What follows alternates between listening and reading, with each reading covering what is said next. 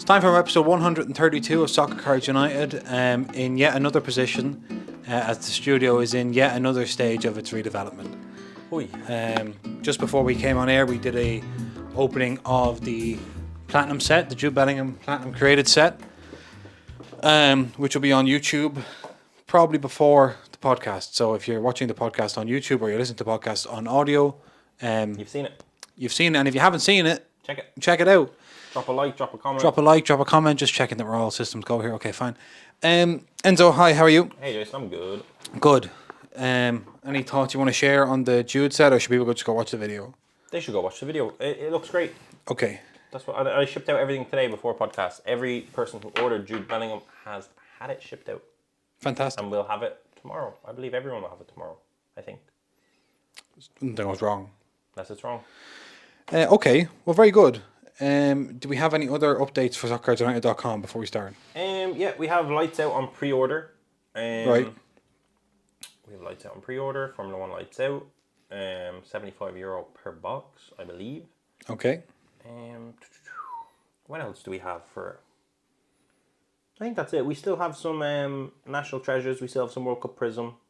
I think the National Treasures is at a good price now based on where the market is on that. So yeah. Any high rollers out there want to dive in. We have these Formula 1 Dynasty boxes, Jason, that I just think it could be time to rip. And we have that famous Bowman Sapphire, which I actually think now our price on it might actually be above where the market is. I think it's fallen. So if anyone actually wants a Bowman Sapphire, shoot us a DM and make an offer, because we do just want to sell it. Okay.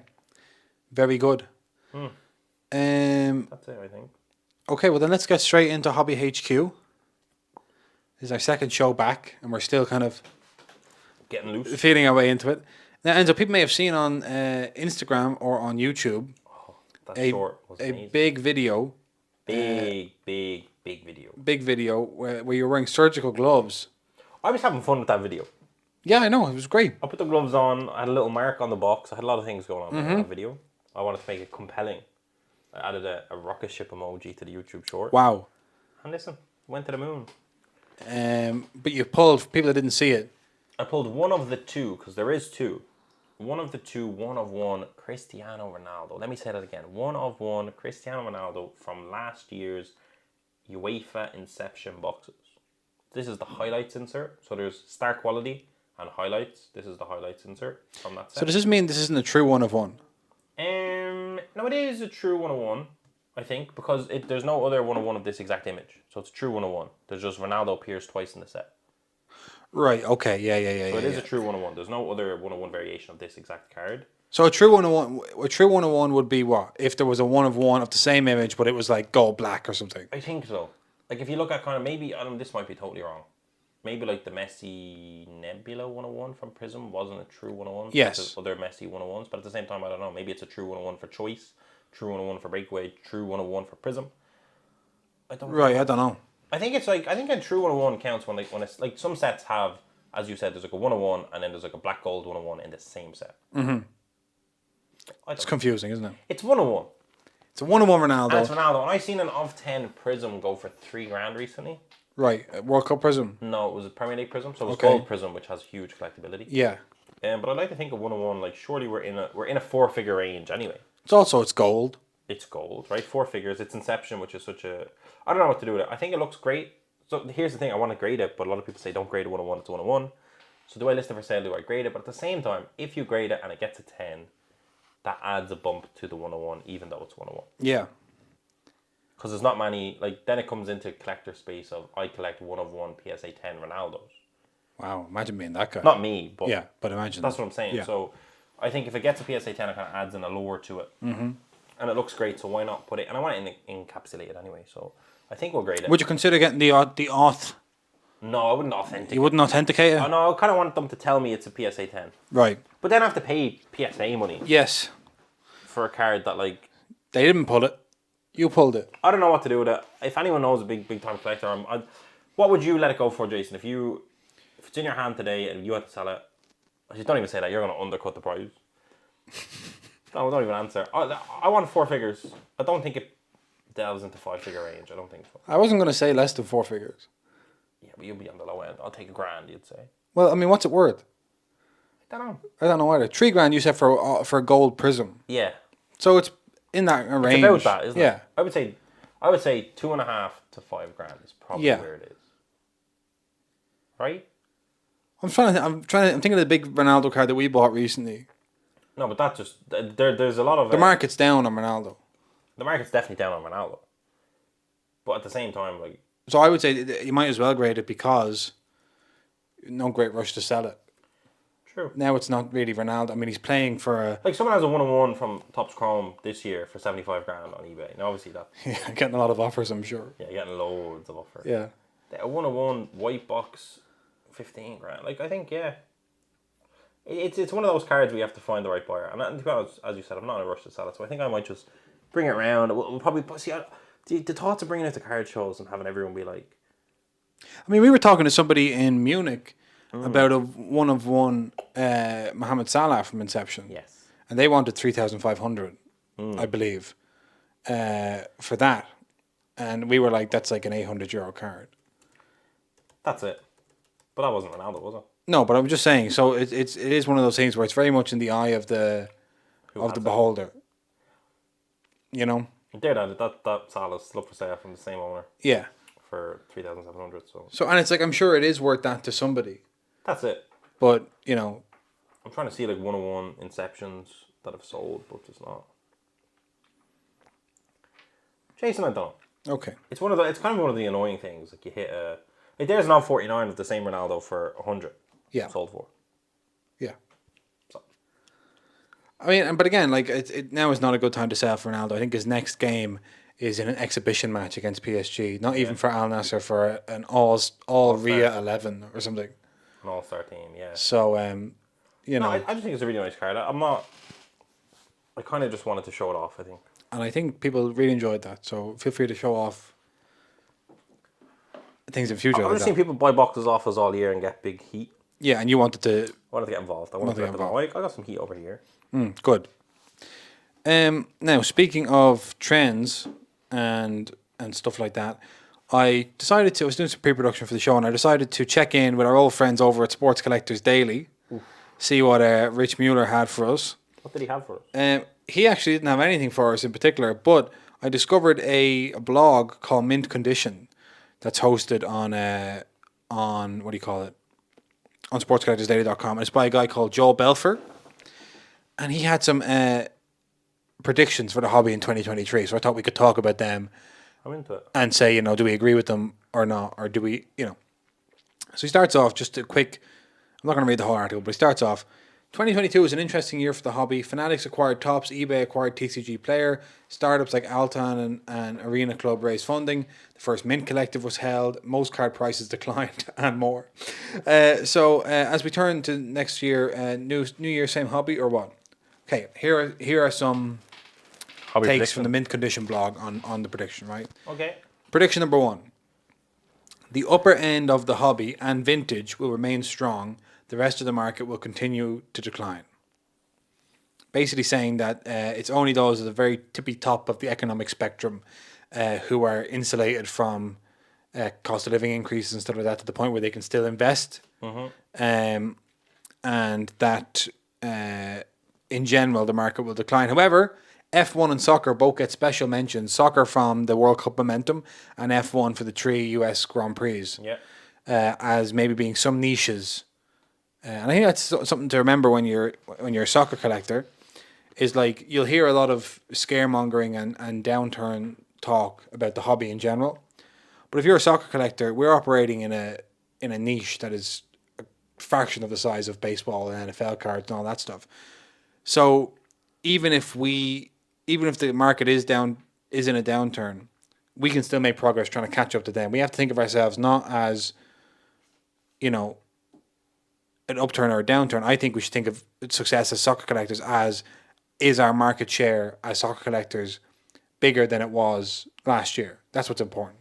Yeah, that makes sense. We have to catch up with the other sports. I still think it's mad that we're such a niche in it when you think of how we've been kind of in a zone of soccer, but it's a niche when you compare it to basketball and the likes of it. Yes. Okay, prediction 2. Fanatics make another big splash. Basically, this prediction is that Fanatics acquired Tops, then they installed Josh Luber, then they took Josh Luber out, And then they put in a new CEO and a new CFO. The new CFO only came Chief in. Vision Officer, wasn't it? No, Josh Luber was a Chief Vision Officer, and then they realised that's not a real job title, so they got rid of him and brought in a CEO and a CFO, which they probably should have had in the first place. Yeah, those sound like job titles. Yeah. I'm not sure vision is as important as preventing insolvency. So, anyway, basically now the idea is that Fanatics have settled, the Topps deal is settled, and that Fanatics are going to start making more moves, maybe towards Panini, maybe towards Upper Deck, who knows? But I think continued expansion of Fanatics into collectibles is a fair prediction. I'd agree with that. It's a good prediction. Also, who knows what it'll bring. Okay, and this is one that I think, Enzo, we can speak to. Prediction number 3, hobby startup funding slows with certain companies pivoting and even a few shutting down. I was taken back immediately to that corporate area at the National. Oh, When you had all these companies. the sprawling part of the corporate area as well. Yeah. The outskirts of it. That's right. When you had the people who, wasn't quite Topps and Panini who could afford the very centre of the area, the kind of satellite companies. Yeah. Grading companies, auction companies. Fractionalization companies. Take a picture of your card and it'll do this. Companies. All these guys. Yeah. And I was like, it's like, because the hype happens, and then you have like 6 to 9 months of like gathering data, and then if you're like an entrepreneurial sort, you take that 6 to 9 months of data, you go to investors and you say, look at all these trends, and that takes another 6 to 9 months, and 12 or 18 months later, you're in production, you're getting ready to get yourself ready for a launch in a few months' time, and the outlook's totally different. It's gone. And then you were never in it for the love anyway, so now you're not really doing it. Yeah. And then that's all the seed money gets disappeared. That's when you went on a holiday. That's right, yeah. That's when the company retreat to Barbados happens. Oh. We need to go down there and try and rediscover our mission statement. He ends up spending $2.4 million on pina coladas. Oh my God, that sounds like a good time. So I thought it was an interesting little I shouldn't say little article, that's patronising, but an interesting article from Joel Belfer, and I would like to hear our listeners' 2023 hobby predictions as well. I'd like to hear yours. Oh, my 2023 hobby predictions. Soccer continues to grow. Okay. And more companies, more established companies, whether they be e-commerce businesses, distributors, grading companies, auction houses, everybody.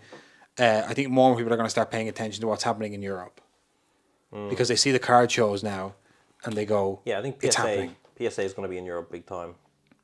I think they actually collaborated recently with a French company, maybe. Oh, really? Yeah, but it kind of scared me. I was like, this is what they did to Ludkins. This is what they did to Ludkins. That's how it felt. I was like, Jesus, it looks very similar vibe to it. Card shows are going to continue to happen and continue to be good. I think another trend that's going to continue is collectors becoming more choosy. I think soccer, we've never really had that. We've never really had like, I'm a soccer Chrome collector, I'm a soccer collector, but my PC is like museum cards. Yeah. Because we never really had to. We just never had access to anything, and now we kind of have an over access to things that we can actually choose to be choosy. Yeah, you have to be a bit choosy, because otherwise you go bankrupt. Can't buy everything. Can't buy everything. So now it's like, whereas before it was like, can't buy anything. So if I get a chance to buy anything, I'm buying it. Whereas now I think we're going to see like maybe niches appearing within the soccer niche. Yeah, it makes sense. Maybe what would you call that? Maybe a maturing of the soccer market, of the soccer community. That would be a better prediction, I guess. Yeah. Maturing of the soccer in Europe, especially. Yeah, in Europe especially. Yeah. Yeah. So, also any Formula One predictions with the 3 races in the US? Do you think it's going to have an impact, or? You'd like to think it will. It'll have an impact. The sport, it'll have an impact to the sport in the United States, and I think the 2020 products are still just going to go from strength to strength. I think they've come down a lot, but I think when the Vegas Grand Prix happens, anyone that's kind of into cards in other sports, if they get exposed to that and they want to buy F1, what are they going to buy 2020? Yeah. Yeah, depending on who they are, I suppose. Yeah, I mean, I think the Vegas Grand Prix is what I was thinking of, just because that'll be such a spectacular event, and you'll hear of It'll be such good promotion. Caesar's Palace offering a $5 million all-inclusive weekend thing where it's like you and 100 guests and all, like, and that sort of stuff really gets a lot of play in the States. Yeah. So, yeah.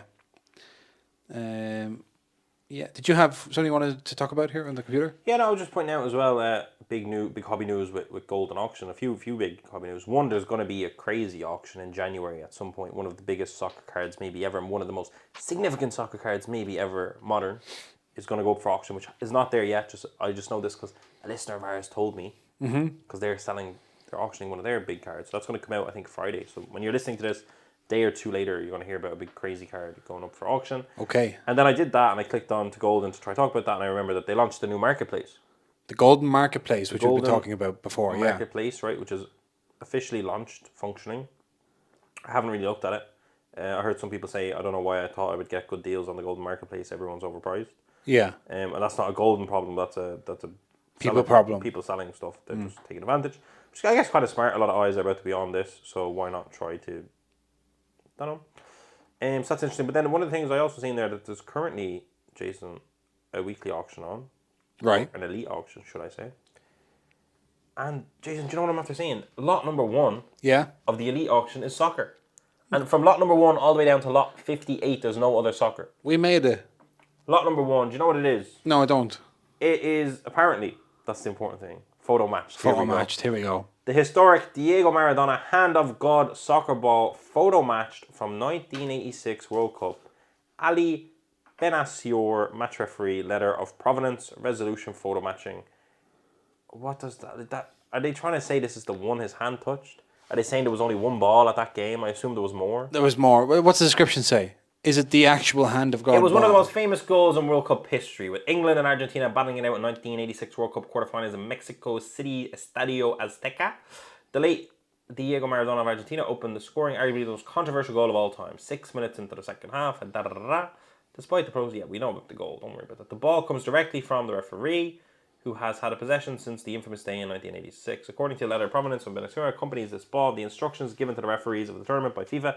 Any set referee who directs an official World Cup match at the end of the match keeps and becomes the sole and exclusive owner of the ball. The ball was used throughout the match without being obliged to use the reserve ball. Okay. I refuse to believe that. Like, I believe it, but I refuse to. So you're telling me if I went back and watched that England versus Argentina game, at no point would somebody produce another ball. Ball goes into the stands. That's what I'm saying. They get the ball back. If we watch the full whack of that game... Yeah. And it's also like, why is it in this condition? It's in bad condition. Well, it got booted around. A lot of the air's left out of it. Yeah, but like, how, if you're the referee, like, don't mind the hand of God, what about the other goal? This is an iconic thing to own. Why is it not in better nick? Well, maybe it's just... It's probably in fine, like, it's fine nick. It's deflated. It's deflated. I feel deflated. Like, why did they photo match? I don't understand. Well, okay, so there's a few things to know. For listeners that don't know, the most expensive piece of sports memorabilia ever is the Hand of God jersey. 9.3 million. So it's like, you get the Hand of God jersey sale, and then everyone goes, what else is there from the Hand of God game? Are we going to have Hand of God corner flags? Are we going to have the linesman's baton? His flag. His flag. I mean, the ball is significant because this is the ball. Could we have the whistle?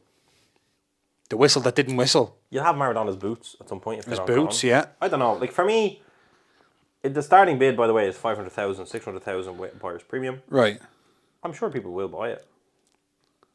But it's like... We'll keep an eye on that. I refuse to believe some referee had it in his possession all this time. Referees don't get paid well enough for him to hold that this long. And maybe, again, it was the jersey sale, and then he goes, holy shit. Yeah. 9.3 million. Maybe I have... Well, I mean, we know the fellow had the jersey, was offered at various points $3,000 and $10,000 and event. You know, maybe the referee thought this is it. This is my. I mean, we don't know. I mean, they're like some of the referees. They're not full-time referees, so he probably perfectly successful in his other life. And well, I just thought that was interesting. Yeah, that is interesting. There is some cool soccer-related stuff in this auction. I think January could be a good time to buy stuff. You know, in auction, like we're seeing it. There's a Topps Chrome 2017 1010 Messi red refractor. There's some 101 Mbappe's. The 101 Eminence Messi, which looks so beautiful because it's like a different image. Look at that, It's a different image. It's beautiful. Older school Eminence, which you know what's funny? What? Everyone complained about this year's Eminence. Yeah. I think that looks better than that. Does it not? I mean, I don't like the way the image is not looking. Like, you can't see his face properly, but like... Yeah, I like the gold ink. Okay. all right. But I see what you're saying. It's not it's nice. Eminence is such. There's an argument that the 2022 Eminence pops more. The Ronaldinho backing for auction having not got a bid the last time around. Yeah. A bit sad to see. I must admit it. So there you go. So that's the Few bits going on. Basically. lot number 1 at the current. Yeah, lot number elite, 1 is soccer. That's going to help. but not a soccer card. No. And it's like the more soccer. It's like the more soccer memorabilia sells for tens of millions, the more you realise maybe soccer cards just it's not a case of there's not money in soccer. It's not a case of there's not collectability in soccer. It's a case that the hobby hasn't actually expanded beyond the United States into the soccer people. Yeah, maybe that's true. Do you know? Yeah. So my prediction for this year is that that's going to change. And just to share with the 1-of-1 Argentina badge from 2022 World Cup Prism, the Black Prism badge is up on auction as well. They won it. It's only PSA 8. The champions. The champions. They'll be back soon as well. My God. Oh, no, sorry, that's just my little golden. That's fine. Let me see how far we are into the recording. Oh, we're 20 minutes in. Okay, that's Jason's good. terrified of going over his A lot of time. There's a lot of time. Okay. I think that's all we had for Hobby HQ this week. Great. So we can move into your football week. It was a lot of cup games this week. So it's hard to keep track of. A lot happened. A lot of cup games happened. Milan have had some bad form. Yeah. Milan beaten. Stop it. By Lautaro Martinez. Well, and Inter Atletico Milan. Madrid irrelevant. Just wait. Lautaro Martinez inspires Inter Milan to beat Milan in Saudi Arabia. Barcelona beat Real Madrid in Saudi Arabia. 2 Supercups in Saudi Arabia. That's good. Harvey Elliott of that Fulham tops now Premier League rookie card that nobody seems to Care about. Scored a wonderful goal against Wolves for Liverpool. Rare moment of joy for Liverpool. And Wilfred, I always mess the pronunciation up. Is it Gnonto or is it Nonto? It's like gnocchi. Gnonto. That's what I think. Yeah, that's right, yeah. Wilfred Gnonto scored a wonderful volley for Leeds against Cardiff as they beat them 5-2 or something in the FA Cup. And I was just thinking, when I saw that goal, I was like, if this was a little Brazilian fella, Twitter would be all over it. Do you know what I mean? Or if he wasn't in the Premier League already. It wasn't in the Premier League already. It's like, why is this not? You know, I feel like if this was like, if it was, I was thinking like if that was Vinny Jr. or Rodrigo, we'd be getting all that about it. You might also think if it was Gnonto, but he was playing for Atalanta. We might talk about it. Right. Okay. Because there'd be a mystique to it because people don't watch those other leagues. Right. So you'd be thinking he's doing it week in week. Scoring a man goal for end, they'd be saying. Right. Yeah. But he is. I think he is a very exciting player. I think since he come in, he's one of the most tackled players in the league, which is always a good. I'd say there's a nice correlation between the amount of tackles a player draws and their card values. Okay. I don't know if you were looking for another edge. If you think of like what's his name, Jeremy Doku. In the Euros, he was getting fouled a lot because he was so exciting and dribbling a lot, and therefore Alejandro Garnacho was getting fouled a lot as well. That's right. Neymar, Mbappe, Messi. I mean, it says a lot just about being a dribbler that tries to beat a man. Yeah, and also I think it's also something to do with like there aren't many things that you can do in modern football that set you apart. Dribbling is one of them. Yeah, fair. You know, I mean, even if you're an amazing passer with the ball, you have to have the ball, and then how often do you get to actually hit a spectacular pass? Not that often. No. So some good quality being shown all around Europe. The Bundesliga is finally back at the weekend, and I was looking finally back. I've been waiting on the Bundesliga to come back. Jan Sommer went to Bayern Munich. I have a 5/5 autograph of him. Okay. And I was saying to myself, is he good or is he not? I'm like, what is that? Because Neuer was in a ski incident. Yeah, that's right. Jesus. So I was trying to, now that the Bundesliga is back, we're all back now, we're all back to school. I was trying to be like, what even happened the first half of the season? Who's even playing well? What's going on? Are Bayern at the top again? Bayern are. I know it's tight enough. It's first, I think, but there is a title race on there is a title race in Germany. But I said, well, I'll go and do some research and see what youngsters are lighting up the top 5 leagues this season. I had to pick a stat. I'll talk about why I picked that stat and all after we go through it. But I decided to look at make a list of the under 23 players in Europe's top 5 leagues who are in the list of top 10 goal and assist providers in their leagues. Okay. So that might not have been clear, but it'll become clear as we go through. So in Spain, only one of so it's a combined goals and assists, right? So only one of the top 10 goal and assist combined providers in Spain is under 23, Yes. and it's Vinny Jr. With 9. With 9, yeah, 6 goals, 3 assists. Okay. In England, there are 2. One of them is kind of like an order of magnitude away from everyone else in this list, and that's Erling Haaland, who has 21 goals and 3 assists. 24 contributions. 24 contributions. And then there's Bukayo Saka. Starboy Bukayo Saka, who has 6 goals and 7 assists. Twitter said, I can't believe people are so obsessed with us calling our guys Starboys. They started doing it, and Man United fans have done it to a 26-year-old Rashford. Calling him a Starboy with no shame. Yeah. See Jesse Lingard going mad about no PlayStation, and he's 30. No? Great. What was it? He was complaining about Man United, saying like they got rid of the PlayStation, there was no good crack to be had, and they're like, you're 30. Oh. That's you're at Forest struggling. Yeah. Bukayo Saka, by the way, again, a player who draws an incredible number of fouls. I should have done a foul index. And whose card values I think could go higher. I reached out to a man about a Mukoko card and he didn't respond to me, and I just remember now looking at this Bundesliga list. Yeah. I'm not happy, but like you put up for sale like PMU. Mm-hmm. I'm ready to give you fat stacks. Yeah. And you're just not responding to me. Yeah. Didn't even open my message. He's in Leipzig. I want that card. Well, this is one of those moments. Like if I get that card, I'll be delighted. maybe he'll get back to you soon. You can tell us all about it after the deal is all right. done. It's done. Okay, then in the German league, right? Because you kind of think of Germany as being like, very youth oriented and all that. Yeah, but there's only 2 players on the list, same as there was in England. Okay. And those 2 players are Just a flawed metric. We can talk about. There's a whole paragraph about the flawed nature of the metric. So, Jamal Musiala, 9 goals and 6 assists. 15 contributions. Yeah, in the league. I mean, that's just in one competition. I don't think people realise how unbelievably productive Jamal Musiala has become. He's great. He's great to watch. Very fallible. Very fallible, yeah. And then Moussa Diaby, who is still somehow only 23. Knocking around. We've been talking about him for a while. I feel like he's been 23 for the last 6 years, but he has 9 contributions with 6 goals and 3 assists. So, yeah. Italy. Is Bukaku not on this list because he's 27 odd? He's no, because he doesn't score. Doesn't qualify. Right, Italy, 2 players. Rafa Leao. What a player. What Best a player. on this list. 8 goals and 5 assists. Best I mean, player those on are this list. yeah, probably. And if you want to talk about player getting fouled, player beating a man, Rafael Leao. Does he get fouled a lot? They tried it, but they can't because he's actually a big beast of a man. Wow, they try and take him down. Can't be stopped. So maybe the metric we're really looking for is attempted fouls. If we just had fouls committed, it wouldn't tell the whole story. Jack Grealish. He was very fouled, but that was because he's a spa. Fault. He was holding onto the ball too long. He wasn't actually beating a man. He just had it too much. That he got fouled. Eventually, if you're not good at passing a ball, you're going to get fouled. So, right. So we need to factor that in somehow to the algorithm. And if he was 23, which he's not, he wouldn't make this list either because he scored 1 goal or something in his entire life. Yeah. 100 million. Doesn't get called out enough. That's my problem with him. Right, but who does it get called in, if you know what I mean? Don't know. Does anyone... yeah, anyway, right.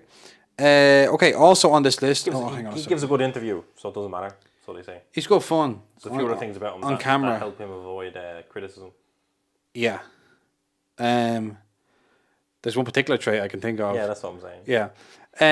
Right, and then we have leading Napoli at the top of the table. Don't say that. It's true. I'm sad that Napoli are winning the league.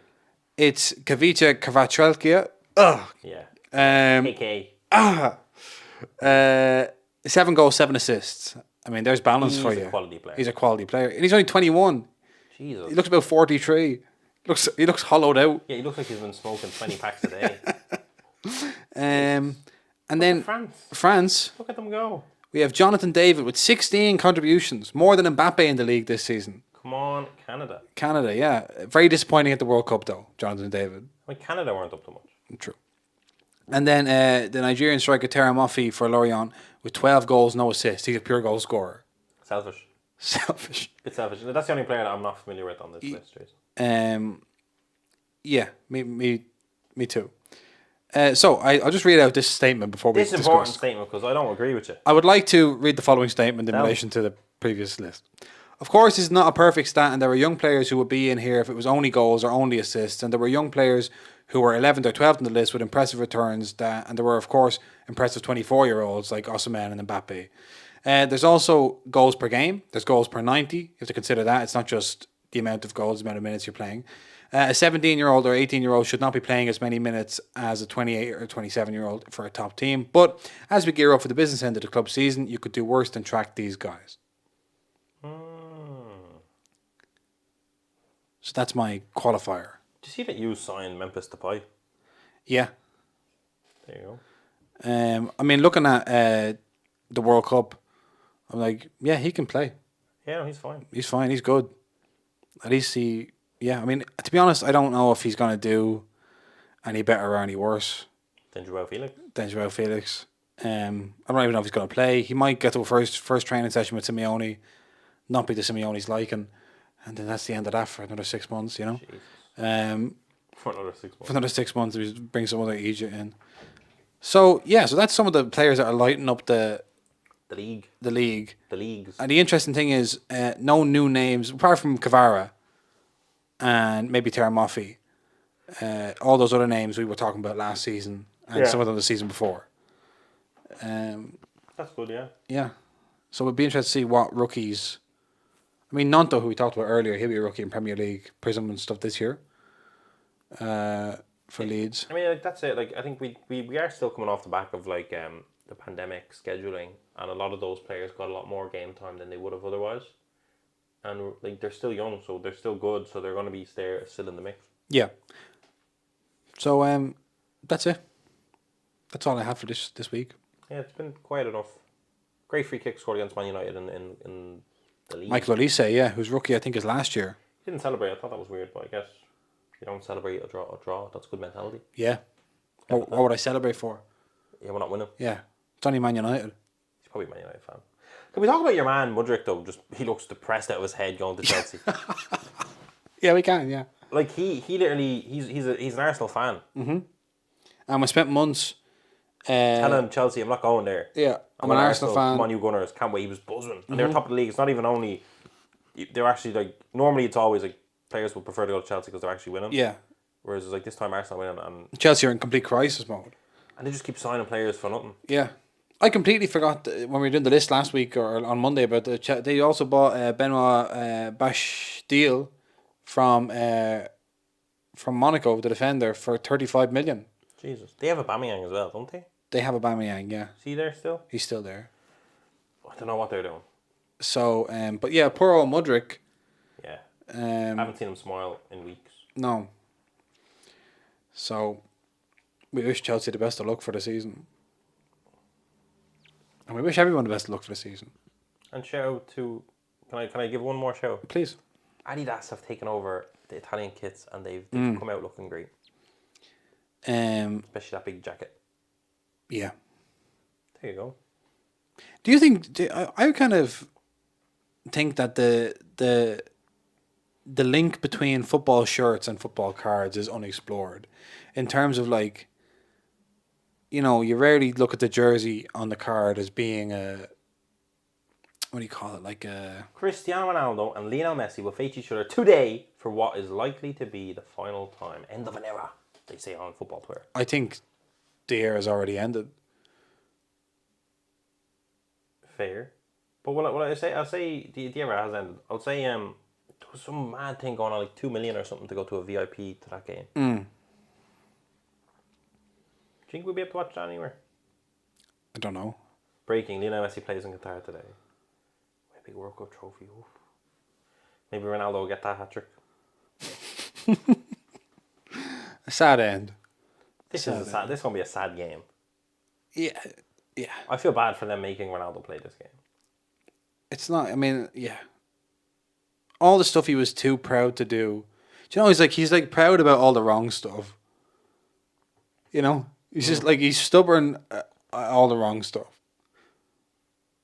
Like, he for some reason is too proud to share playing time at a top club, to mentor young players, to learn new tactical ideas from managers who are up and coming. And yet he's not too proud to play an exhibition match against apparently his generational rival for not even a real team. I mean, it's all messed up. It doesn't make any sense. It's a sad end. Yeah. Very sad. There you go. A Saudi Arabian businessman has bid 2.2 million for a ticket to meet Cristiano Ronaldo and Messi after the pair face each other. They'll be depressed out of their head. Ronaldo won't be happy. You're spending 2 million, Ronaldo's going to tell you, I'm not talking to you. Yeah. Who thinks they're so self-important they need to talk to Messi and Ronaldo after the game? I know. Not just spending 2 million to be like, yeah, all right, Ronaldo, great game. Yeah, well done. Messi, great World Cup win and all that. They're like, thank you. Thanks. Do you feel important, do you? What's your name? Should try him out. Yeah. It's a mad game at the top. I don't know what to think. I feel subdued. We're still in the middle of... It's important to point. We're still in the middle of completely renovating the studio. We're sitting in a carcass. Yeah, for That's sure. the word I'm looking for? I mean, yeah, it is a carcass. That's the word you're looking for, but don't call this room a carcass. Yeah, I think that was the word you're looking for, and that might I don't appreciate that it. might be the problem. But yes, we'll see you on Monday for more Soccer Cards United. More of the good stuff. More of this kind of really good stuff. And have a great weekend. And go to the YouTube and check out that Jude video. And if you've ordered a box, it's likely been shipped to you. And if you haven't ordered the box, now Unless Lights Out hasn't been shipped. We don't have it yet. It's a pre-order. Ah! It's a Okay. Ow.